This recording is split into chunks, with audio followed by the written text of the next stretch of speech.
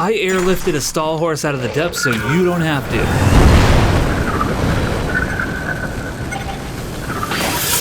Blink! You must find me. No. Hyrule is in disarray. Zelda is missing. It's time to focus on what truly matters. Bringing a Stalhorse onto the surface. Is it even possible to do? Well, that's what we're here to find out. The plan is simple. Find a Stalhorse, ride it across the depths to one of these holes, create some sort of Zonai contraption, and airlift him out. But if you've been on my channel for a bit, you should know that nothing is ever... oh my god, nothing is ever simple on this channel. And let me tell you, this project was absolutely maddening. For those of you who are watching this and don't really know much about Tears of the Kingdom, thanks for sticking around. Allow me to give you some context. In this game, we're sort of working with like a 3-story home here. You got Sky Islands, you got the surface, you have the depths. This underworld expands beneath the surface of Hyrule. It's vast, dark, and probably a smelly place. It's full of gloom, not that gloom. This gloom hurts you if you walk on it. Enter the Stalhorse. These bony steeds roam freely in this unforgiving place. Look at him and tell me there's a god. And a skilled adventurer can tame and ride them, making travel much easier. Of course, you could also build yourself some sort of Zonai flying contraption, but don't think about that right now. Look, they may seem convenient, but then you need to be consoled when your hover bike gets stuck in a tree. Stalhorses aren't getting stuck in trees. I mean, look, if anybody could find a way, it's probably me, but that's not what's important right now. Things were off to a great start. I found 3 Stalhorses and then immediately scared them all away, but it's totally cool because I caught up with one of them and now we have a new faithful companion down here in hell. Meet Brooke, named after, of course, my favorite Straw Hat Pirate. Brooke and I valiantly rode across the gloom through the darkness, a true bonding experience old as time itself. Man and demonic horse made out of bones. We finally made it to We finally made it here, to this light route, this one right here. We enjoyed the safety of its warm glow. Above us, a sanguine hole leading to the surface. Ladies and gentlemen, it's time to commence Operation Stal-Lift.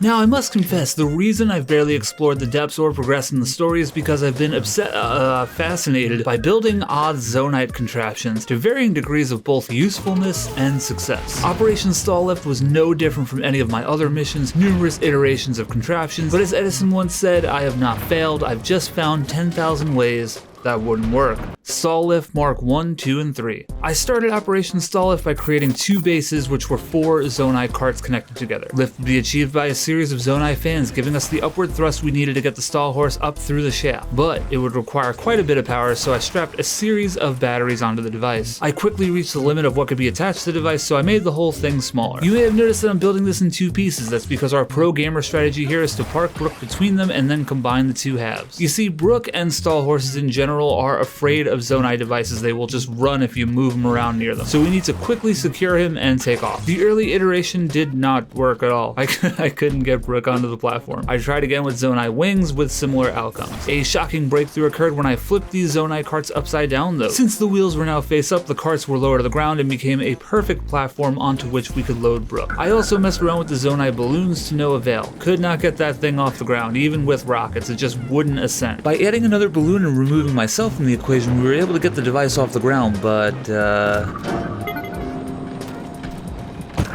This sucks. on to the next version.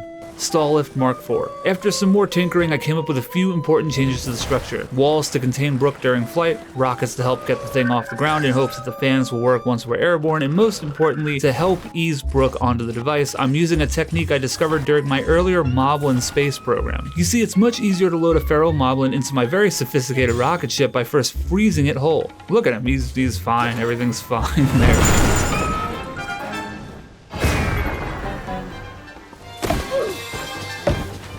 I successfully loaded Brooke onto the Stal-Lift Mark IV, but unfortunately the device lost stability after the rockets burned out. Very not good. The fact that I kinda screwed up and left a hole in the fucking thing probably didn't help my case very much, but hey, it's part of the process.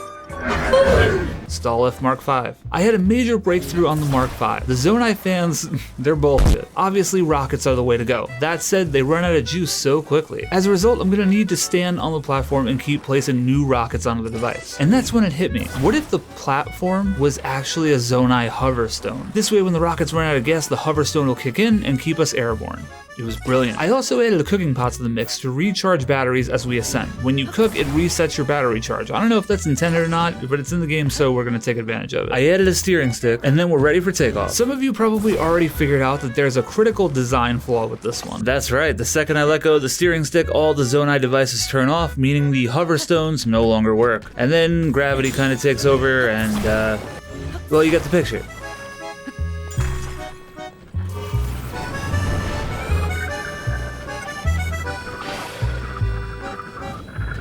Oh no!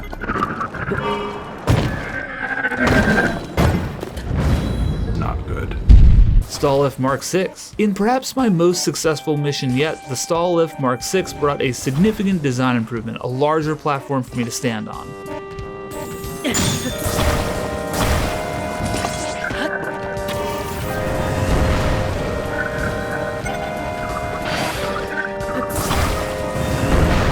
As you can see, my battery power is draining really quickly. That's because I'm using all these rockets and the hover stones. But with the power of cuisine, my batteries are recharged. Again, I don't really know if that's working as intended, but we're gonna take advantage of that. We achieved our highest altitude yet, but tragedy struck when Brooke fell out of the carriage, and he plummeted to his death. But you gotta crack a few eggs in order to make an omelet.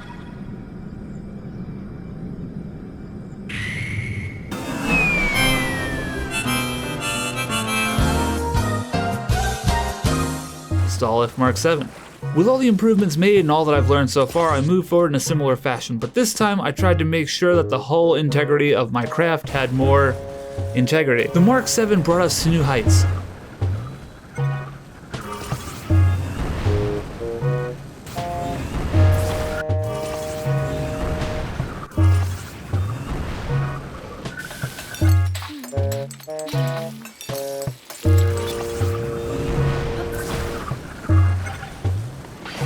But as we got dangerously close to the surface, Brooke fell out again. Or perhaps something terrible happened. But I can't be sure because my back was turned towards it. Out of utter despair, I flung myself out of the Stal-Lift MK VII, abandoning my creation. The game did not like that very much and froze up for like 30 seconds. I guess it lost track of whether I was on the surface or in the depths. It was kind of like a no man's land situation. Stal-Lift MK VIII. I decided to go along with the same design. If it ain't Brooke, don't fix it. But I didn't quite fuse the parts together right on this one, and Brooke fell out pretty early on. Brooke, I understand you're upset with me, but can you please come out of there? Brooke, please? Nope. Oh my god. Didn't even lose a heart. Really great stuff! Somehow I managed to incorrectly fuse the parts again, and I crudely patched my mistakes with another Zonai cart. We have liftoff? This has gotta be the most precarious version. Oh, there he goes. Damn it, how could this have happened? Stal-Lift MK IX. On this version, I thought maybe it would be a good idea to keep freezing Brooke over and over again until we hit the surface so that he doesn't move around as much. That was not the move.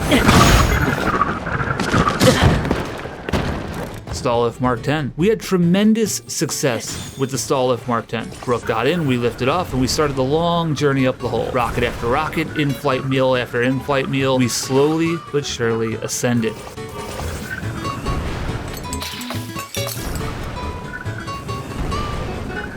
But then disaster struck. At a certain point, seriously close to the surface, Brooke vanished. Hey yo, what the fuck? My disappointment is immeasurable, and my day is ruined.